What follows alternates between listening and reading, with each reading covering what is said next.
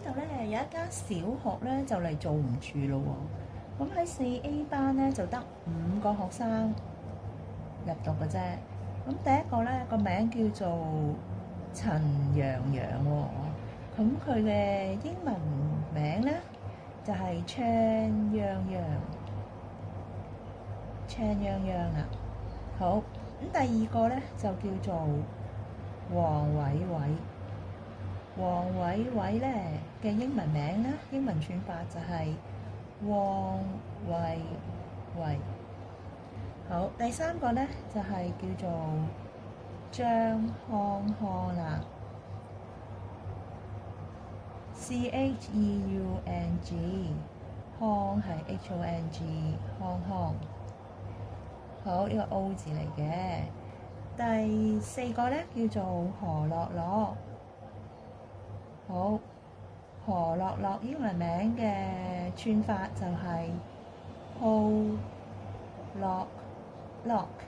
好，最後一個咧係女仔嚟㗎，就叫做陳琴琴。陳琴琴咧，佢嘅串法咧就係 Chan Cam Cam。好啦，我發覺咧寫錯咗一個人喎，佢姓李啊，冇理由 Chan 啊嚇。李咧係 Lee，L-E-E Lee。好，上一次啱啦。好，咁啊，發現原來佢哋啱啱先就係5大姓氏喎，陳、李、張、黃、何。咁咧集中晒喺呢個4A 班啦。仲有咧就係佢哋個名咧都係疊字嚟嘅喎，洋洋、偉偉、康康、樂樂、琴琴。好啦，而家咧就要俾個班號佢哋啦，要整個 name list 啦，整個人名表。咁學校嘅做法係點嘅咧？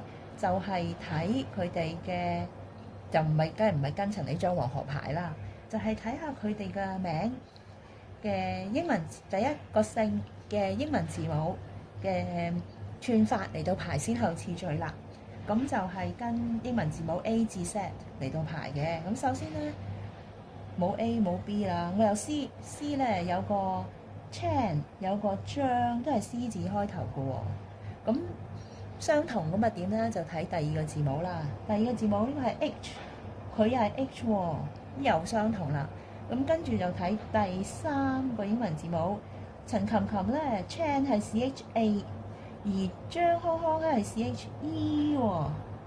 咁所以咧陳琴琴就係得到個班號咧就係1號啦，佢係1號啦，佢係。好，咁2號咧就係張康康啦，2號。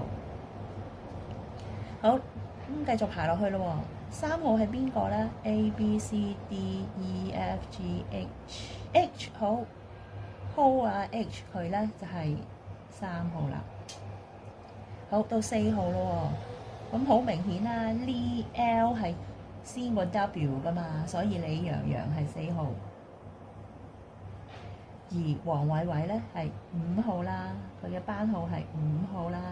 好，咁就完成咗呢個排 name list 嘅過程啦。好，睇完啦。